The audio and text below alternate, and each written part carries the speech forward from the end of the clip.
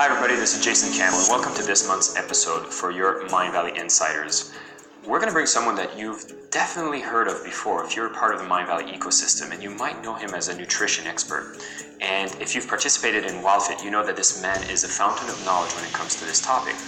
But what you might not know is the man that I'm bringing to you today is also a master when it comes to building up businesses, and accidentally also became an expert when it comes to public speaking.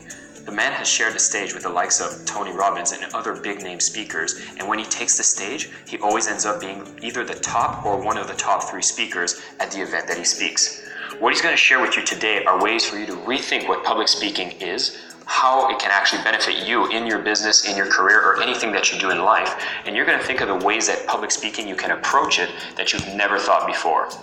I love taking the stage, and I considered myself that I was pretty good on the stage, but once I started getting a glimpse of the ways that Eric teaches public speaking, made me realize that I was doing it all wrong. Now that I have these insights, I know that I can prepare better, deliver better, and understand some core fundamentals that will benefit me for the rest of my career, and I know will do the same for you. So it's my great honor and pleasure to bring Eric Edmeades for this Insiders episode.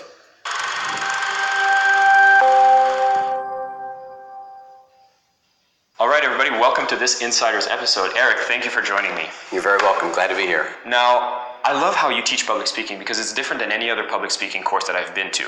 And you have a style that's very much story emphasis, and we're going to get into that model of reality and those systems later. But before that, I did want to talk to you about how you accidentally became an expert, because I know there's an interesting story behind that.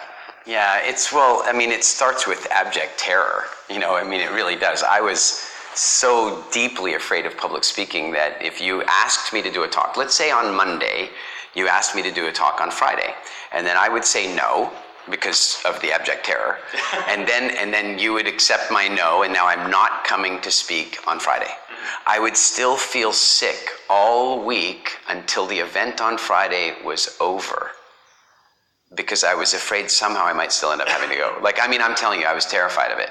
And so, a number of things changed for me. One being that I recognized 2 really important things. One is that I had a big mission that I wanted to achieve in the world, and I needed to get okay with communicating. And that didn't do it. That was just desire.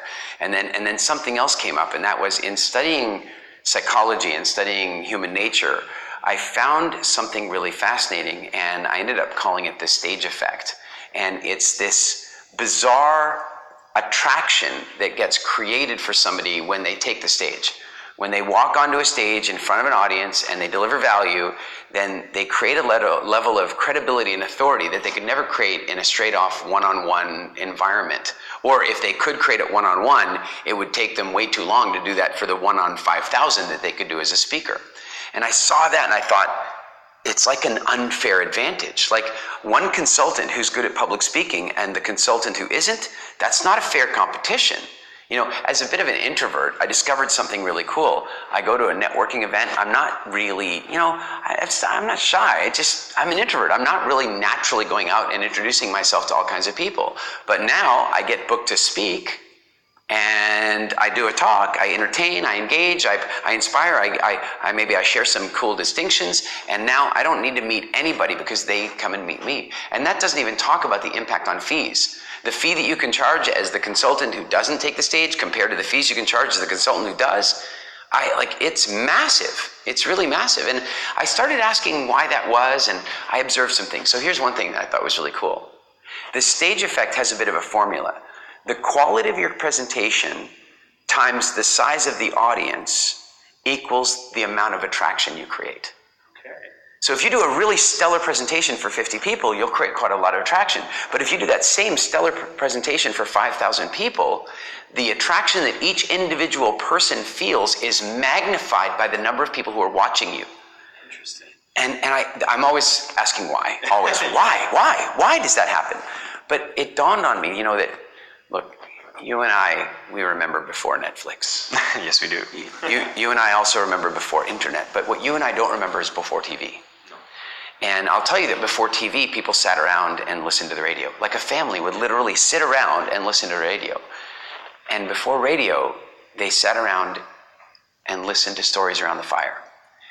And what ends up coming clear at this point is that, and of course, through WildFit, I've gone off to go and live with Bushmen and actually observed what it's like to sit around that fire. I've been literally around that fire, that multi-100,000-year-old fire. I've been there and watched the storytelling happen. And what's really interesting is who's doing most of the talking? The most alpha members of the society, the chief and the best hunters.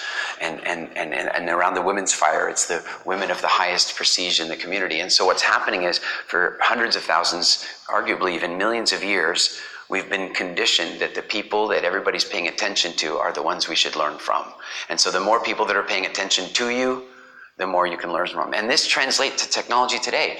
Haven't you had it happen where somebody sends you a video? Like somebody sends you 2 videos. One has 72 views, and the other one has 72 million views, and you can only watch one. And my decision is clear. The stage effect is clear. When you know that more people are paying attention to that video, or in the case of a speaker, where the more people that are paying attention to that speaker, the more attraction they create. And this is unfair. I mean, it's unfair to the people who don't learn how to do it. And I didn't know how to do it. And I didn't even want to do it, but I wanted to be able to. And, I have lots of stories about how I ended up being forced to do it and how that caused me to be sick and how it caused stress. I mean, here's the cool part. If ever I wanted to lose, before I knew about WildFit and before I'd got all that stuff, if I ever wanted to lose weight, all I had to do was agree to do a talk somewhere. If I agreed to do the talk for the next 2 weeks, I would lose weight. Oh my God. I mean, that's how scared I was. Yeah. And so how I ended up kind of overcoming this was a little bit through sheer force of will, just forcing myself into uncomfortable situations, and then attending probably $100,000 worth of courses on public speaking and really studying it, and watching videos. And remember, I'm also old enough to remember before YouTube, which meant that when I wanted to watch videos, I had to go and see them at an archive somewhere, or I had to be lucky enough to catch them on TV. It was, or you could maybe go get a VCR and watch them on a video cassette, right? I can't even imagine how people take YouTube for granted today. And they take it for granted and sit there and watch cute kitten videos. And look, there's a place for cute kitten videos, but as a speaker, can you imagine what it would be worth to me to be able to log on to a device and watch all the greatest speeches in history and be able to break them down and analyze the tones of voice? And that's what I did. And of course, when YouTube came along, I jumped all over it. And so that was just for me. Yeah. Then, some of my friends were going, wow, you've gotten really good at this. Like my friend Carl, 20 some odd years ago, he's like, Eric, and I was still nervous of it totally, but I'd gotten okay at it. And he came up to me and he goes, Eric, you're so good at this. You should be sharing the stage with people like Tony Robbins. And I was like, okay, dude, seriously, have you been smoking something like that? I'm terrified of this. I do it in terror the entire time. I don't know what you're talking about. But then friends started saying something else. How can I do it? Right? Yeah. They started going, can you show me how to do it? I was like, yeah, I can. Having studied it, having broken down, I know what I'm doing. It's not like I was naturally born at it and I have no idea what the skill set is. I know 0 to 100. Like I know each stage of how to overcome the fear, how to construct a talk, how to make your talk so it's like you don't need notes, how to make it so it's time flexible. So if somebody suddenly says you had an hour and now you have half an hour, that it doesn't bother you. I know all that stuff. Yeah. So I started showing my friends. And then I started having too many friends wanted me to show them. And where it really heated up was I was teaching a business program. I have a business program that's kind of like a MBO program, like a master's in business ownership, right? Yeah, and I'm teaching them how to own a business, and all of a sudden one of the things I say to them is, look, marketing is really super important. And there's all these different kinds of marketing. There's Facebook advertising, back then we weren't even into that yet. We were talking about Google AdWords. Yeah. And then there's traditional media, magazines and newspapers, radio, television, there's direct mail, and then I said there's personal contact. And the thing is that nothing creates the kind of connection and lasting memory that personal contact does. And I explained to all the students in the class, I said, the problem with personal contact is that it's not very leverageable. I mean, how many personal meetings can you have in a day? And plus, many of the people that you want to have a personal meeting with are somewhere else. So then there's travel time. It's not a very leverageable thing unless you get good at public speaking. Because now you can have personal contact with 10 people, 100 people, 1,000 people, 10,000 people. Yeah. And I said this to them, and then somebody raised their hand and go, yeah, but I'm terrified. And I go, yeah, I was too. And I told them a little bit about how I overcame my nerves a little bit. And they go, yeah, but how do you do it so you don't need notes? Because now they're suddenly noticing that I used to be terrified of it, and I've just spent the last 3 days on stage, 10, 12 hours a day, and I'm using no notes, and I'm comfortable, and they're engaged. And then they go, one of them goes, Eric, it occurs to me now that you say this, that you've held our attention for 3 straight days. And in high school, I didn't have barely a single teacher that could hold my attention for an hour. How do you do that? And so I told them a little bit. And I said, okay, guys, we have to stop. This is a business program. We got to go back to the syntax or I'm going to lose track of all time and we're going to be here till midnight. And I said, so no more questions on speaking. That's it. And so someone raised their hand. Yeah, what's your question? Well, about speaking. I just said no more questions about speaking. So I said, all right, this is the last one, everybody. Do we all agree it's the last one? And I answered that question. You have a question? Well, the thing is that I'm doing this talk next week, and they just wouldn't stop. And so I suddenly realized there was this huge hunger and thirst to be an open communicator. But people are constrained by 2 things. Their discomfort with it, which ranges everywhere from the abject terror that I felt to simply feeling yucky in your belly, just a little nervous. But any of that is not helpful. And then the second thing was not knowing how. I read one day that university students coming out of University of America were polled to ask them, what are some of the things that you really feel like university didn't give you that it should have for all the money you spent? And on the very top of the list was public speaking skills. They were coming out into the workforce and they were missing one of the most valuable skills on earth, and they just spent $50,000, $60,000 or more getting their education. Yeah.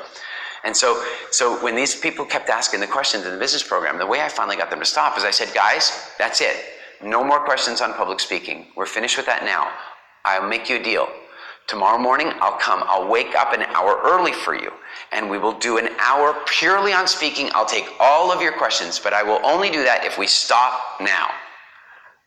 And that was it. Next question was about business. Next question was about business. Next morning, I got up, 8 o'clock, I went and did this talk on speaking. I'd never spoken on speaking, but it was really neat to kind of go through my journey of how I overcome the fear and all that kind of stuff, and then some of the strategies about how you use your voice and how you walk on the stage and this kind of thing. And then I said, okay, bonus session's finished. Now we're going back to the regular content. It's 9 o'clock. We're moving in. Questions about speaking. Only questions about speaking. It's a deep hunger for people. Yeah. But most people don't even know it's a deep hunger for them because their fear and apprehension is overriding in other words, there's a part of them inside, a little voice inside that says, I wish I could be more self-expressed. But that voice is being drowned out by the, hell no, it's bloody scary. Yeah. And so they don't even hear the little voice. And I had given them a little hope, and all of a sudden their hunger was coming out, and they wouldn't stop asking. And worst thing is, actually the best thing, is earlier we'd been talking about negotiation in the business course. And one of the things I'd said to them is when you're negotiating and you want to offer an option to somebody, you never offer the option that can end in a no. It's the old sales thing. You don't say, do you want the car? Do you want to buy the car? Yes or no. You go, great. Would you like the car in red or blue? And they're kind of stuck, right? I mean, I know it's silly psychology, but I'd been teaching them some of this stuff a little bit more strategically. And one of them raised their hand, and I said, this better not be a question about speaking. And they're like, well, no, it's more about business. Your business, in fact. Okay, go ahead. What would have to happen in order for you to come back here to Stockholm and teach us speaking? So I'm like, there's no to that. Like, they trapped me with my own strategy, right? And so, but there was a way to say no. I just gave them an impossible criteria list.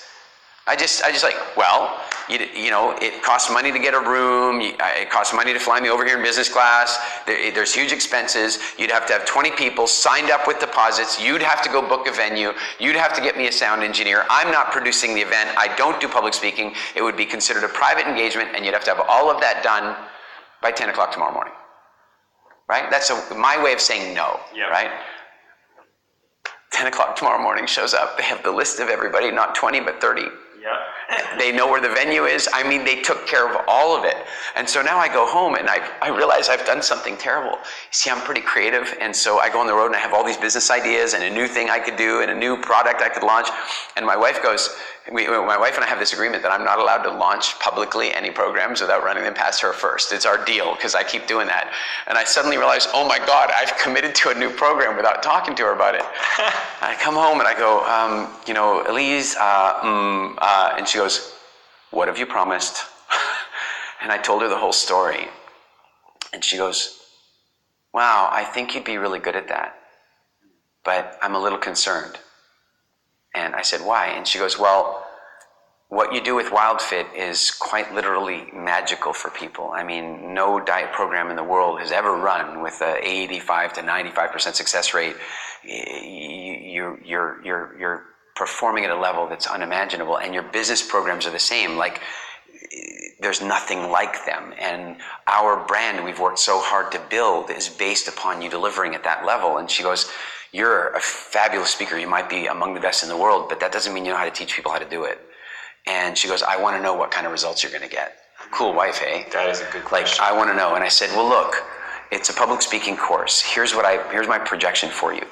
Out of the 30 people, 3 to 5 of them will have life-altering transformations that are so significant that not only will their speaking be amazing, but their lives will completely change. I said, then another 20 of them will become phenomenally good presenters as a result of the program. And I said, maybe 3 or 4 will improve enough that they were happy they came. And she says, if you can pull those numbers, I approve. Those are good numbers. I mean, that's better than the normal, 3% of people who go to a seminar get anything, right? She's like, if you can pull that off. Well, I went back to Stockholm and it blew me away. I mean, I remember this one guy, he came into the program, Lars, sweet guy, accountant, kind of guy who walks into a room and nobody notices. Just not a lot of personality that was spilling out. He'd been constrained by parents in school to fit into his little box, and that was him. He did that program, and he has since won 3 comedy championships at Toastmasters, 3 of them. Comedy championships, not championships at a national level. And he is completely demonstrative of the entire class. I came back, my wife was there, and it was it wasn't 3 that had life-altering transformations and became phenomenal speakers. It was basically everybody. It was more like 3 people became better speakers, but maybe it wasn't totally transformational. And the rest of them, it was fully transformational. And what was really interesting is that now I've got this program I've created, and I've got this word of mouth of all these people going out into the world, and they're like, you got to do more. And it's now our most popular program by far. So it's great. And the importance of actually learning why this program is developed and how it's become is because, like you said, a lot of people have that little voice, but they drown it out with the fear. And what we're going to do is shift towards what are these biggest rules that we can challenge, and so that you can start applying these concepts and have the stage effect work for you. You understand the importance now, and this program, it's good timing that we're doing this, because a lot of Mindvalley people have just went through this program. And what was interesting is the fact that when they finished the program, I didn't see them go in. I just knew them from how they were before at Mindvalley. And then I saw them after that journey that they did through this course, and I couldn't even recognize them. I had never seen anybody take a stage, and I looked at them and there was an aura around them that I had never seen before. And I actually interacted with them in a different way. I actually gave them so much more authority, because I had seen them on the stage to do that presentation. It was crazy.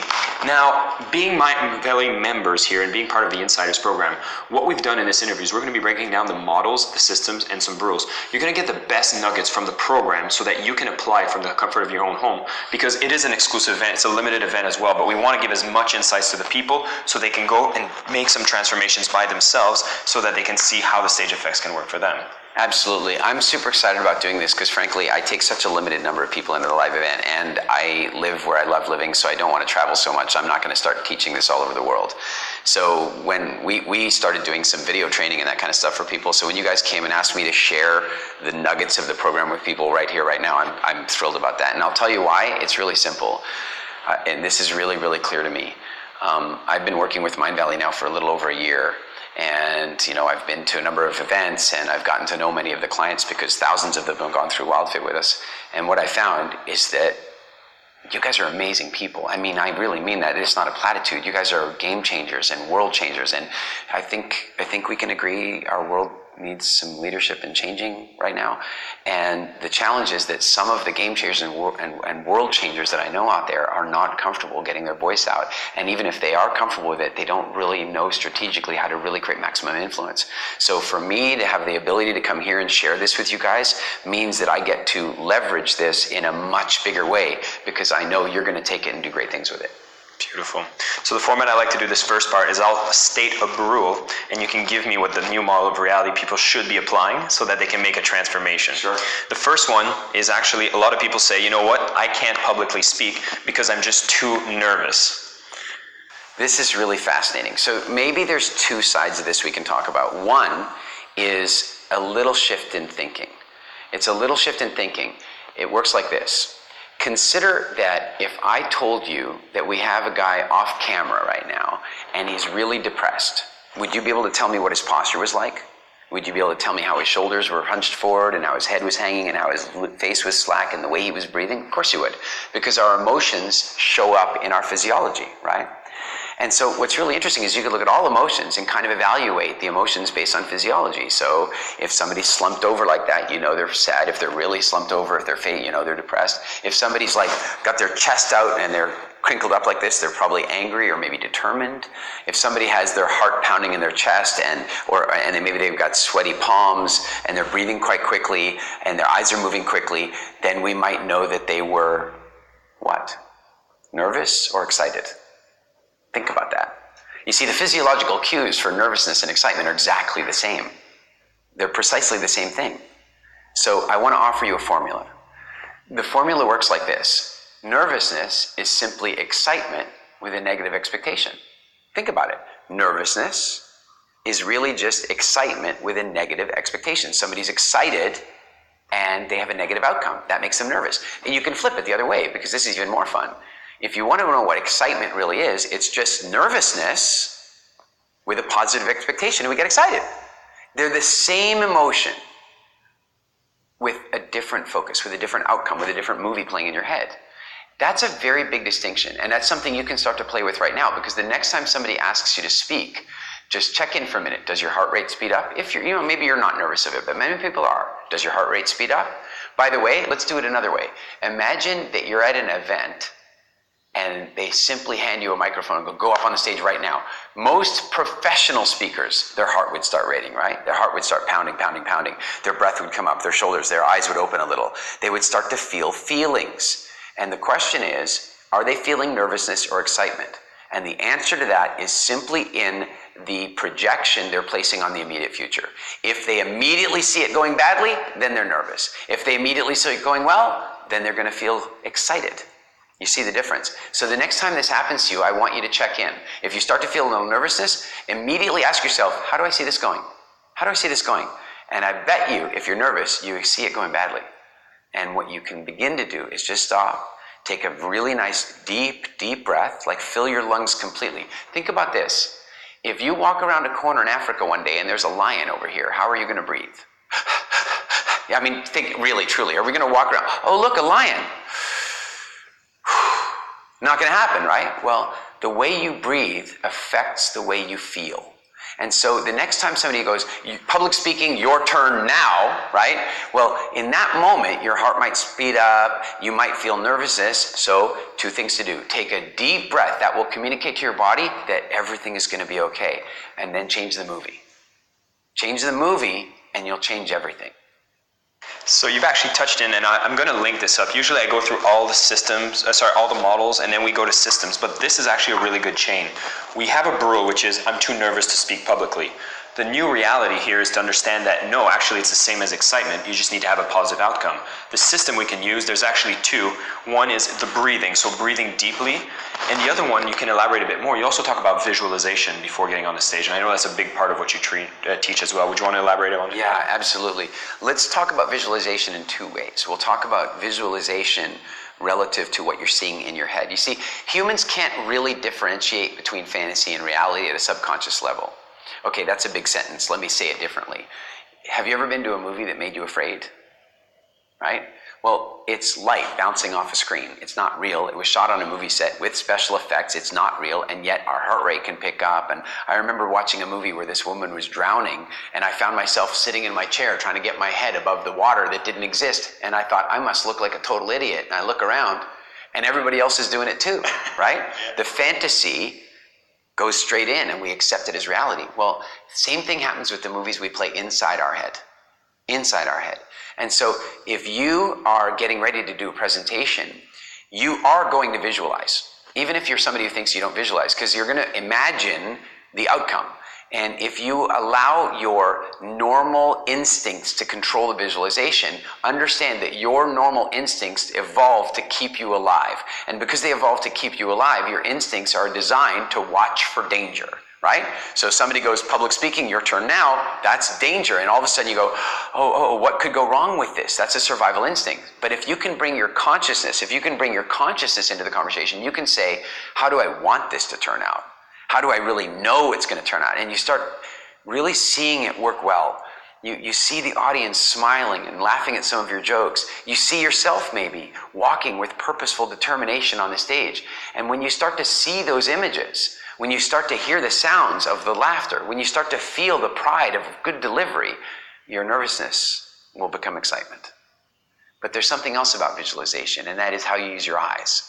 Because just like your breathing changes your level of stress, so do your eyes. Let's go back to our lion. I like lions.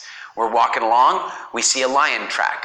Do we relax our eyes and gaze gently at the lion track, or do we stare at it intently?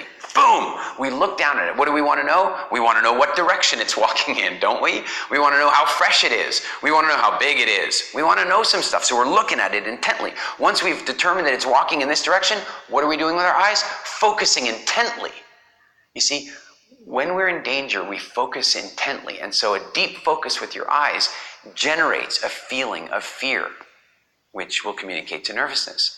But if you can learn to relax your eyes and gaze at the audience and accept the whole audience into your vision, and even extend your vision past the audience and just accept an awareness of the whole room, what happens is something very different. Because you see, in nature, where we spent most of our evolution, if you were gazing, your environment was safe.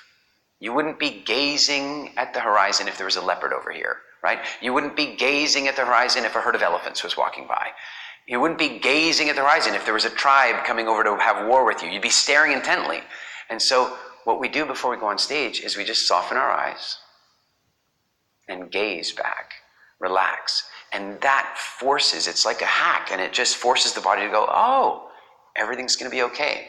So it means that you can visualize inside your mind, and you can use your eyes outside to create the sense that everything's going to be okay. And then walking on stage is a pleasure. So that one is an important one to talk about first, because that's a big roadblock for even people from trying. Now, I want to shift to the next rule that we're going to challenge, which is more in the intermediate to advanced level for presenters. I'm very guilty of this one too. When I prepare my talks, some people will script themselves and they think that's the best way. Others, like me, use the slides as visual cues to anchor my story. But you have a different method. Yeah, my thinking on that is no and no. Yeah. Right? No and no. Now, there's a couple things to consider with this. You see, the first challenge is, we'll talk about slides in a minute. Let's talk about scripting. Okay, now, there is a time and a place for scripted speaking. One of the times and places is if you don't trust the presenter who's giving the talk, then you give them a script. If you're running a company where you're training people to go out and do lectures and you want them to follow a certain way, then you train them on the script and you get them to go to the script. You don't want them putting their creativity into your perfectly created formula. That absolutely works. But I'm hoping that if you're preparing a talk, that you trust yourself as the presenter. And so if you would like to appeal to one of the most important aspects of human psychology, then you need to be authentic on stage. And the only way to be authentic on stage is to be authentic. You can't fake authenticity. And what I mean by that is that if you are using a teleprompter or a script or even a script that you have memorized, it will take the shine off your authenticity and you will be acting. It will change things. And so what does that mean? Well, it means this. If you write a script, then what you're probably going to end up doing is trying to memorize that script. And because we speak differently than we write, your speech patterns will be altered by your attempt to memorize the script. What that means is you'll walk out on stage and you'll say something like this. Good evening, ladies and gentlemen. My name is Eric Edmeades, and tonight I'm going to be talking to you about public speaking.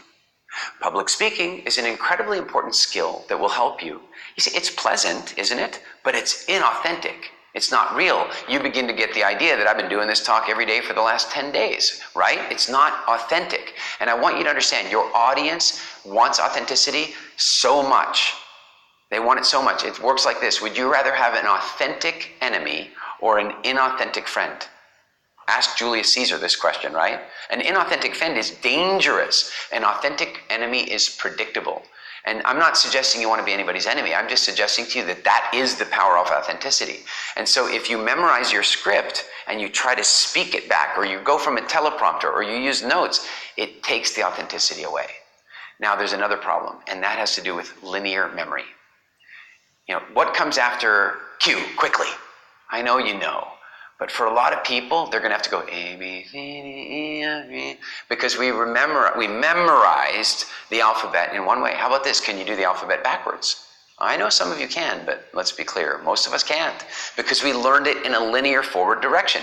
In other words, we only remember B because of A, we only remember C because of B, and if a hypnotist came along and suddenly said to you, you will never remember the letter C for the rest of your life. C has gone from your existence. Please tell me the alphabet. You'd go A, B, and it's over, because without C there is no D. Well, think about that. If you write out your speech and you suddenly forget one section, one sentence, your speech is gone. So no, we don't do that. All right, Eric, so I understand we don't use any notes. Now let's talk about the slides as well. So is slides a better way? No, no, because here's the thing.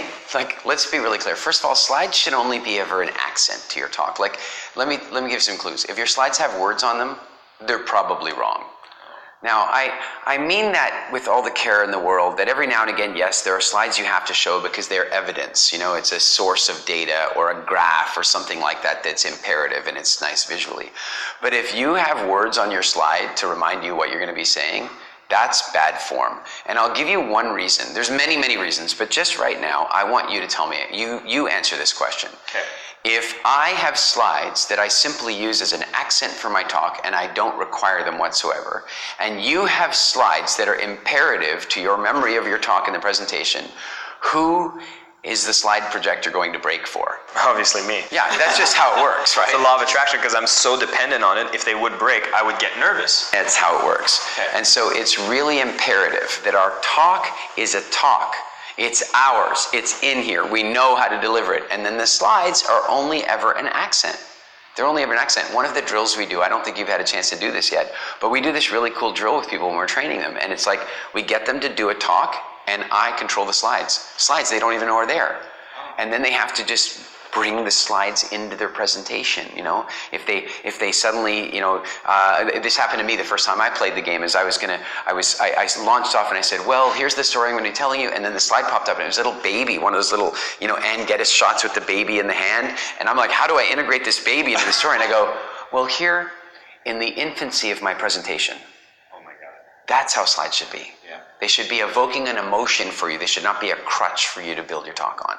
And there's so many reasons for it, but the most fundamental one, or the two most fundamental ones, one, what happens if you can't? What happens if it breaks? What happens if it gets corrupted? What happens if the slides break?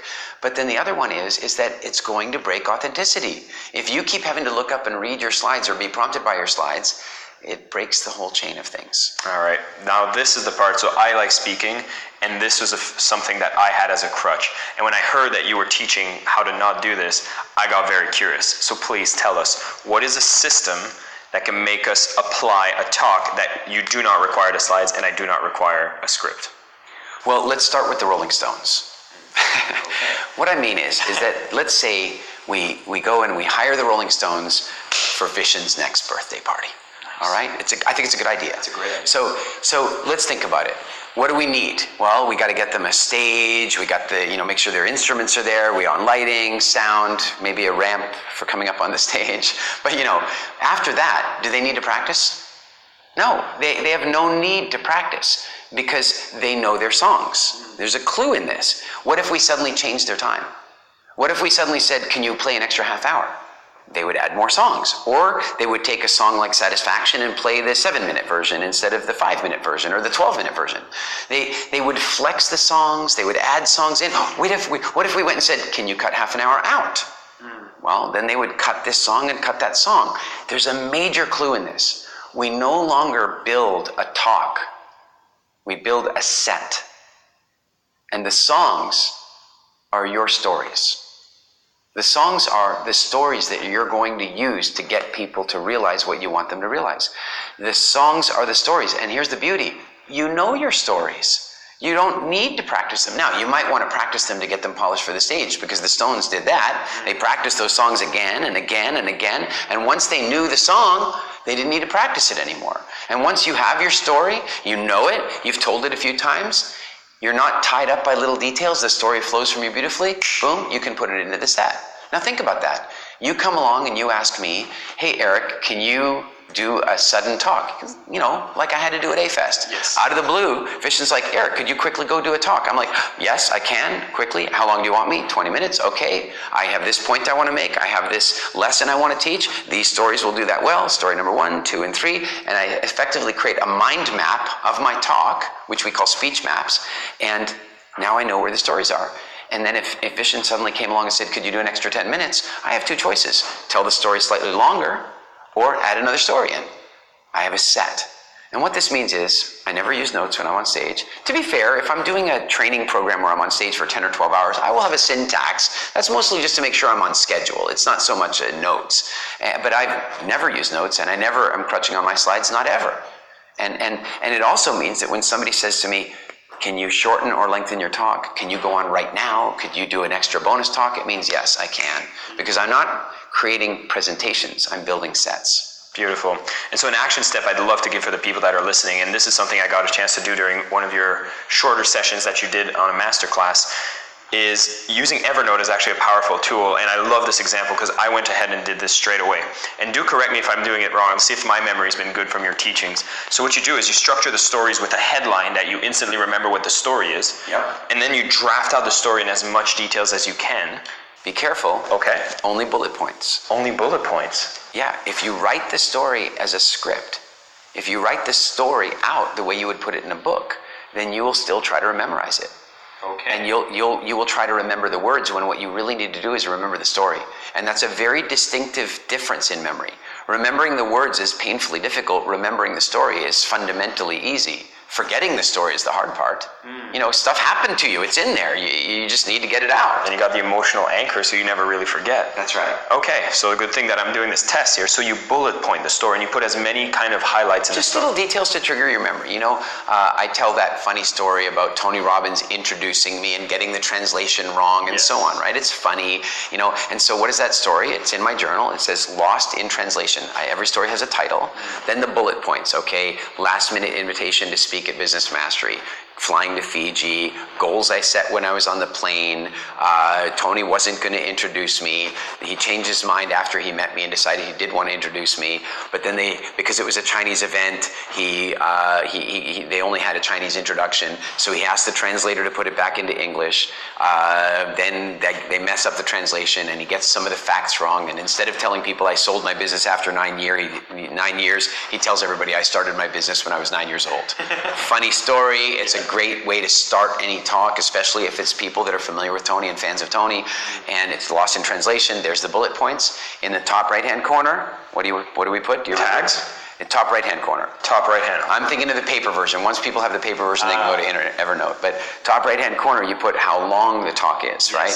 And the talk can have a flex. I can do that Lost in Translation story in as short as 2 minutes, or I can do a 20-minute or 25-minute version where there's many different teaching points. There were goals I set on the plane and how I set those goals and how they transpired. So there's all these other teaching points. I can tell the 20-minute version.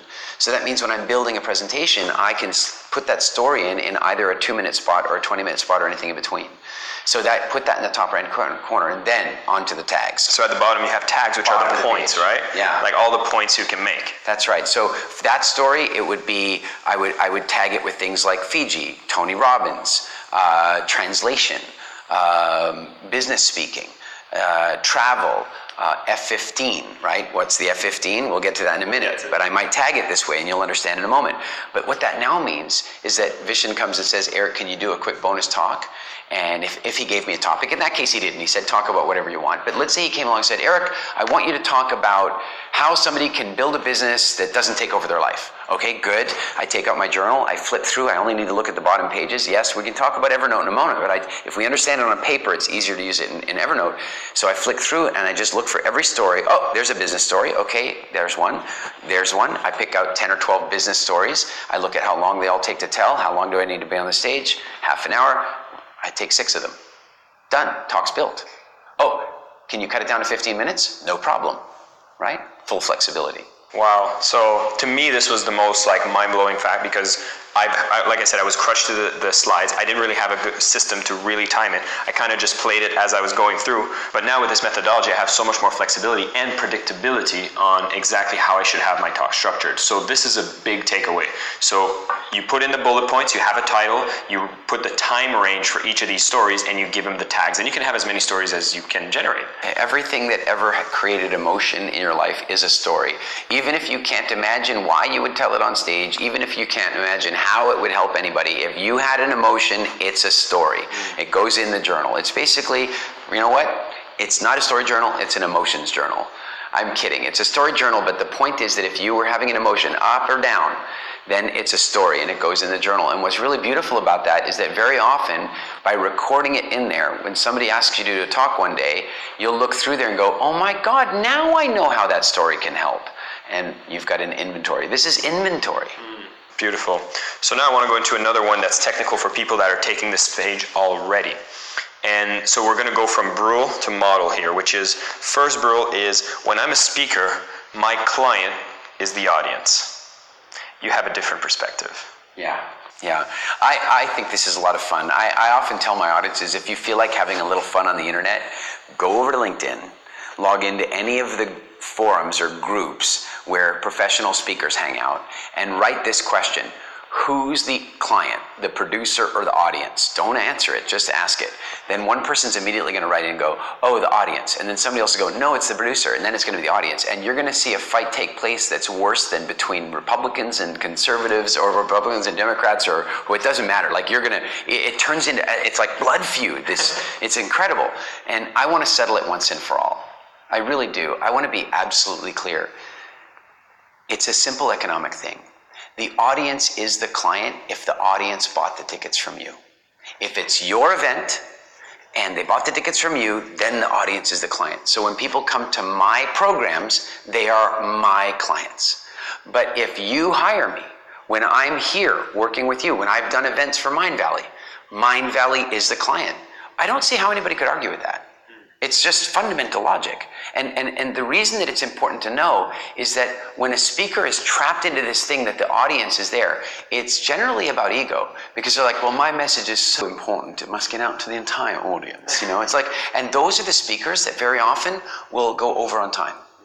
And because what they're doing is they're going, well, the audience, I want to over-deliver to my client. I want to over-deliver to my client. The client is the audience, right? Well, no.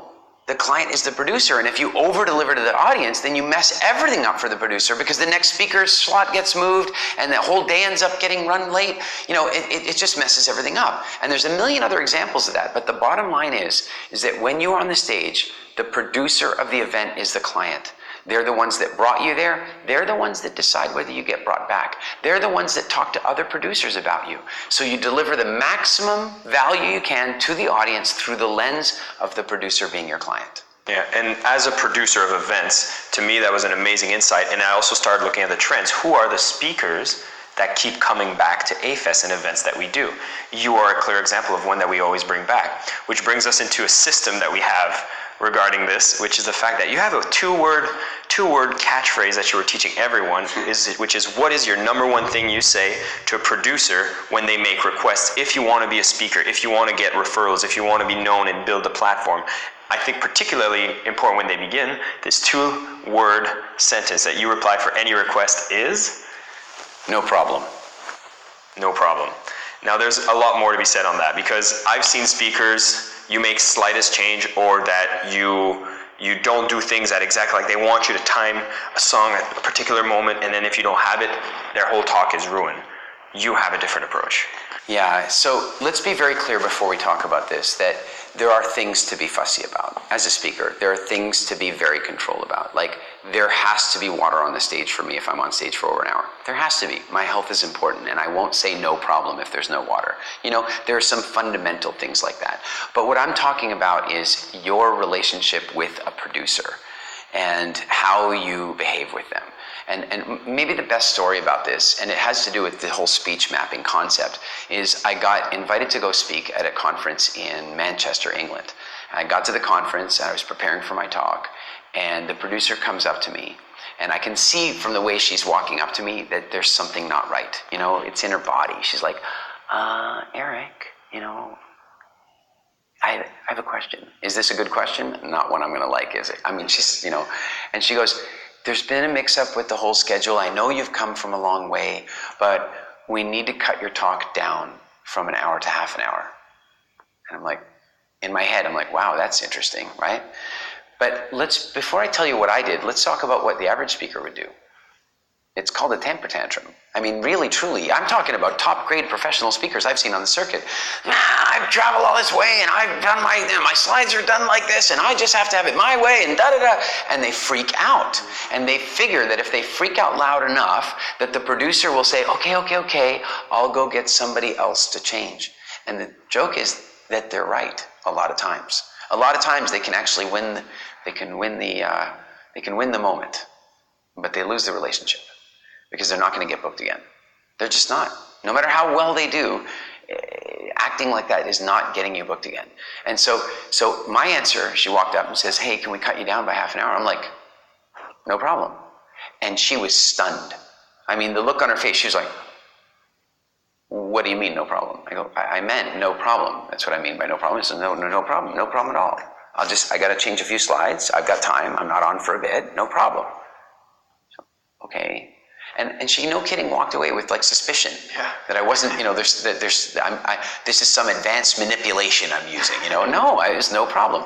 But then what's funny is I'm sitting working on my slides, and I see her walk over, and she's talking to one of the other speakers, and he's sweating. There's something not right. I can just feel it. Like, I can see it, and I can feel his stress. I don't know what it's all about. I have to fix my slides. You know, I don't know him, so it's not like I can go interfere, but I'm aware of it. And then she comes back walking over. And I'm like, yeah. And she's got that same thing. Eric, we've got a little bit of a problem. I'm like, what is it? And she says, well, you see that speaker over there? I'm like, yeah. Well, his Mac just died. And his presentation is on a thumb drive and on his Mac, but he brought the thumb drive as a backup, but we only use Windows machines, and so we can't play his presentation. And he noticed that you're using a Mac, and he asked me if I could come and ask you if he could use your Mac. But I also know you're fixing your slides because I already changed your talk. And I go, no problem. She goes, have you fixed your slides already? No, but I don't need them. She's now really blown away. Now she's like starting to worry about the quality of my presentation. Like, she's starting to worry, right? And I just go, here you go. I hand the Mac over. They put it in. The guy looks over to me like I'm the second coming. Like, he's like, I have saved his life. Because why?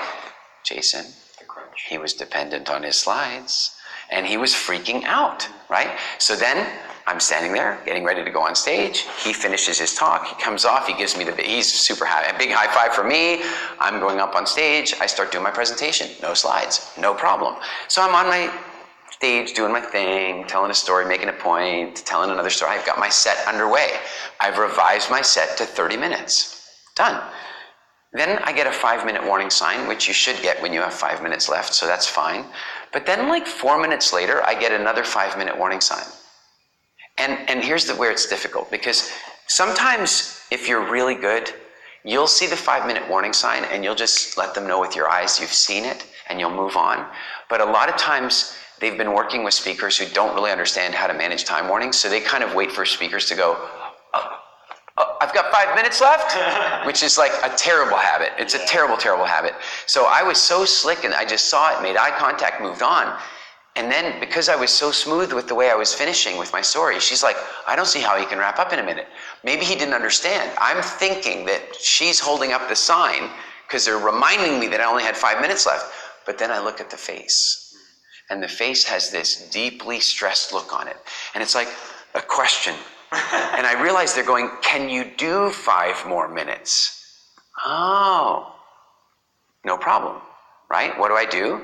I have the story I'm already in. There's a longer version of it. I stretch it out a little bit. No problem, I can do an extra 5 minutes. Then I get another 5-minute warning. Then I got a 15-minute warning. And then I got a 30-minute warning. Now, what's going on here is that one of the speakers had missed a flight or something and wasn't there. And this is what's really important. I really want your event producer. You tell me, you have a choice between roasting the speaker who's on the stage who doesn't know what's going on, and you said half an hour and you just need to leave them up there for an extra hour, right, when they prepped for half an hour. Would you rather roast the speaker on the stage or go to every other speaker that's sitting in the green room and ask them, would you guys go up and help because Eric's been up there and the other speaker, which would you do? Well, I would find a way so the speaker can actually be informed of what's going on. I would never leave him out. I'd try to find someone else. That's right, yeah. It would be way better to go. Well, she did. She went to all the other speakers and said, could you quickly go up? Could you quickly go up? And here are the answers. I already went up. This is another opportunity to give, another opportunity to create attraction. What do you mean you already went up? Well, I've already done my talk. Oh, you have one talk. Oh no, I'm not ready. I'm not due for another hour. I'm not ready. Like, she just kept getting, it's a problem, it's a problem, it's a problem. So she was forced to just keep giving me these signals. Now, here's what's really important. I was up there for an hour and a half in the end, from half an hour. The audience never knew the difference. That's what's key, because guess what? The producer's my client. I want it to seem seamless to them. The last thing I want is for the audience to know that the producer had a problem. So my job is to do it properly.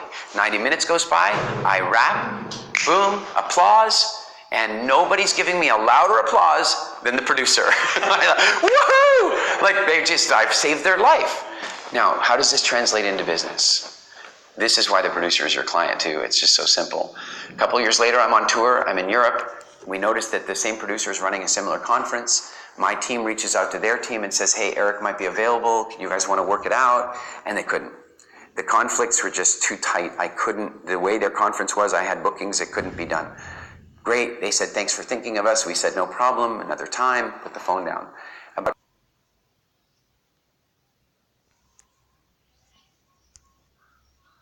Says, I just convened an emergency meeting of the whole committee, and we talked about the fact that you're available and that you can't make it because of your schedule, and we've just spoken to the venue. This is all in 15 minutes, and we found out that we can actually have the whole conference center for an extra day, and we're just going to add a whole extra day onto the conference just so you can come to Manchester. Now, that's an extreme case, but I think it makes the point that if you are easy to work with, if you deliver at the highest quality, if you make the producer's life easier, then they will want to keep rebooking you. And it is so much easier to keep clients than it is to go get new ones. And I will add a caveat to this story, which is, as a producer, this no problem rule goes both ways as well. And so if any of you are producers, don't think that because a speaker is always going no problem that you can abuse them. You also have to hold your end of the stick. But for all the speakers out there, this is just a mindset that's so different than what I've seen in the industry. And you're one that lives and breathes this methodology and is shown in how you're able to always come back. We will give you the opportunities that you want. You get to command authority. And if you're on the speaker circuit as a paid speaker, you'll be able to command higher and higher fees as well. Absolutely. So really important here. Number one, the rule is the audience is my client. No, unless it's your own event. The producer is your client, and what you want to do is have this mentality of no problem so that you can always deliver more. And if you're using the methodologies of stories, you have so much more flexibility than if you had a script or you were following slides. Absolutely the case. So I want to go into the last part of this episode, which we've already covered so much content. Thank you so much once again. So I want to talk about a system specifically. And this system is called your F15. And I'd love for you to elaborate because I think it's really important for someone who's structuring their talk.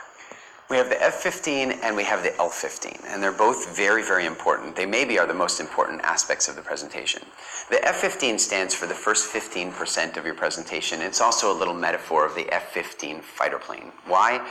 Well, how much of the F-15's fuel is used just on liftoff? A huge amount. On a short flight, it might be half or even more used just to get into liftoff.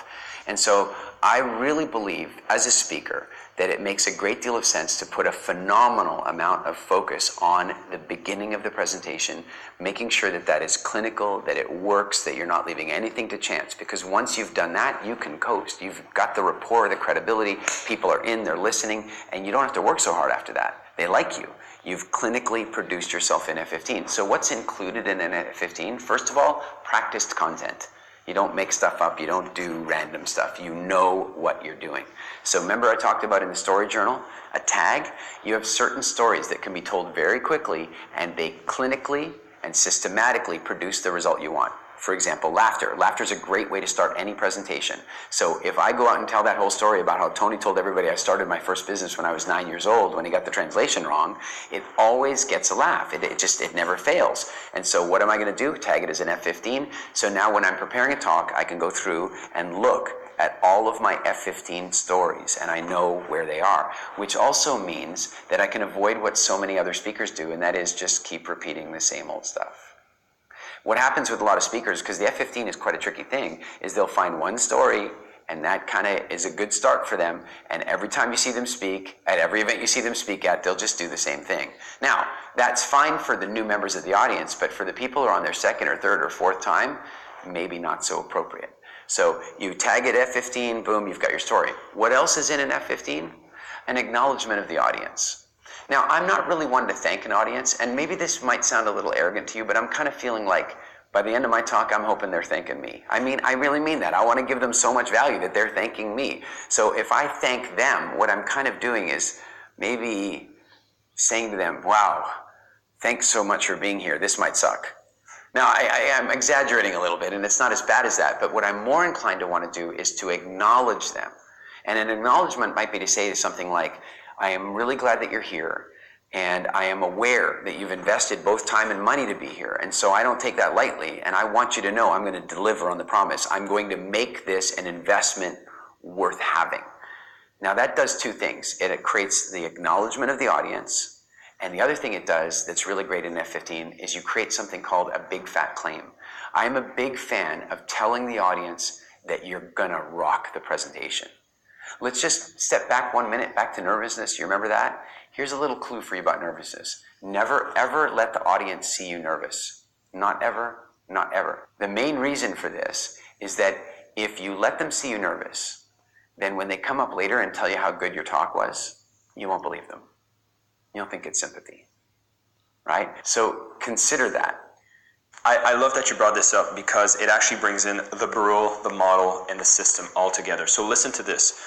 There's a Brule out there, and you've touched on it, which is, oh, I should always start my talk by telling people that I'm nervous and I'm not a good public speaker. And every time I see that, it frustrates me, and I'm so happy that you address it. That's a Brule. You don't do that. The better way is to make the strong claim of how this is going to be absolutely worth their time. That's a better model. Respects the audience and makes them acknowledge that they're going to pay attention because you're about to deliver massive value. And one of the best ways and systems to use to get that across is to apply the F15, which is your first 15-minute of the presentation, or first 15% of your presentation, with including a laughter. And then your L15, we haven't touched on that yet.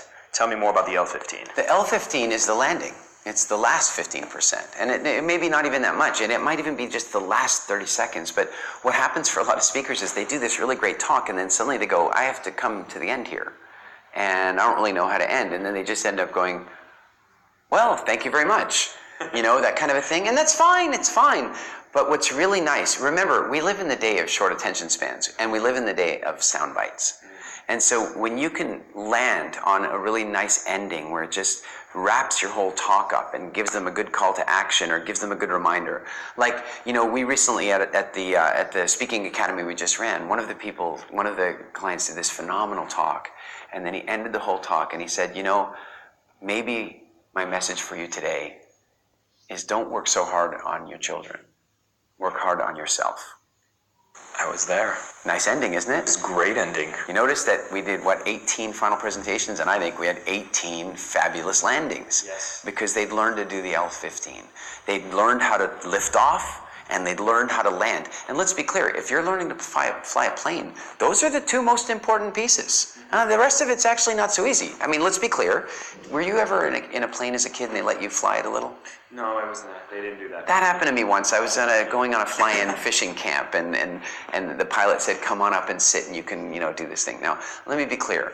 Which stage of the flight are they going to let me control the plane? Takeoff, landing, or coasting? Coasting. Right. Well, we want to put our effort in at the liftoff and at the landing, and when we do that, it gives us a huge amount of confidence. Like when you know how you're going to start and you know how you're going to end, think of the confidence boost that gives you. Plus, consider again back to visualization. If you know how you're going to end and you've practiced it and you've tested it, you know it always gets you an applause, then you already know how it's going to end and you're going to be excited about it. So I hope you guys noticed how we went through this presentation, and we didn't follow the regular format because you're a phenomenal speaker already, and you guys can feel this. Everything ties together. Every single thing we've covered today ties in together beautifully to give you a really great way to look at public speaking. So I want to do a recap for the benefit of the audience. For one, we talked about the stage effect. We want people to understand the importance of public speaking, and I hope by now you understand that it has massive effects on your career, in your personal life. Anytime you're going to be in any kind of interaction and there's a group, you will be able to command the attention. Second, we got rid of slides, we got rid of transcripts, and we're dealing directly with stories. And we have these story maps that we can build, and these consider a title, you have bullet points, you have the range of time you can use them, and then you have the tags. And this allows you to structure the talks in any way that you want to make it a beautiful presentation. We talked about who your true client is and the fact that it's the producer if it's not your own event. And so you always want to be in an attitude of no problem so that you can actually find yourself building more value for the producer, which will get you referrals, which will get you more presentation. And actually, I realized the first one we actually did talk about was this expectation of outcome has a huge effect on how you prepare yourself and how you present yourself as a speaker. Nervousness is just excitement with negative outcome. Yet we know that with visualization and proper breathing and preparing your L15 at the end are all massive confidence boosters to know that you should have a positive outcome on your talk. That means you will have excitement when you get on stage, which means you'll be able to get on that stage and rock it much more than ever before. And that was an amazing episode. It's been fun. It was a lot of fun. And I want to know, is there any other message you'd love to leave the audience with before we wrap this up? Well, I think it's this, that, depending on where you are in your stage as a speaker, maybe you've never spoken before, maybe you're a professional speaker, this is the big one. Never, ever, ever stop learning. Never, ever stop improving. And I'll tell you, I've got maybe 10,000 hours on stage. I've spoken in 20 countries around the world. I still don't even really regard myself as a speaker. It's something I do for fun. I don't, it's incredible. But here's the feedback that I get from my producers that have been working for many years. They're like, Eric, every time we run this program, it's better than the last time. Every time we see that talk, it's better than it was the last time. And that's because there's never a moment that I'm not looking how to tighten it up, refine it, make it better, make it more impactful, make it funnier, whatever the case may be. I'm clinically working to improve. And the opposite of that, this is so interesting. I sent an email out to my whole database of business clients once, and I offered them a free video training, basically very similar to what we've done right here. Just a little bit more basic, but giving them some real steps. And I got emails back from them. I'm not kidding you. People saying, "Thanks anyway. I'm already a speaker." And then I thought to myself, perhaps this is why I've never heard of you. I'm sorry, I know that seems a little judgmental, but if you're gonna, just because you happen to speak a couple times a week for business doesn't mean that you're done with development. I'm not done development. Listen, I have followed, one weekend 2 years ago, I had to follow Bill Clinton on a Friday and Tony Robbins on a Saturday. I followed Michael Beckwith, John Gray. I've followed some of the most incredible people. It's not sharing the stage, it's being the person that they put on right after those people, because most people are afraid of that slot. And I'm not done. I'm not done developing. And so that's my message for you. Whatever stage you're at right now, find a way to practice. Find a way to practice. Record every talk you ever do. Record every talk you ever do. And you will absolutely refine your skills as a speaker. Beautiful close. So thank you so much for watching, everyone. Another thing that I'd love to add, and you've heard Eric mention at the beginning that when he first started, he actually was quite nervous about public speaking. And the fact is, same story with me. It's almost like a trend that I've seen with a lot of the best speakers all started with not being that good on stage. So that makes me think one of two things. Number one, if you're not good on stage, then you actually might have an advantage. Or number two, which I think is most likely, is we all have a natural tendency to be a little nervous to be on stage. But if it's important enough for you, you'll start to do the steps that are necessary to improve, and it'll bring you to the place that you need to be. So with that, thank you so much for spending the time with us. I hope you got all the value you were looking for. And again, Eric, thank you for sharing. You're very welcome.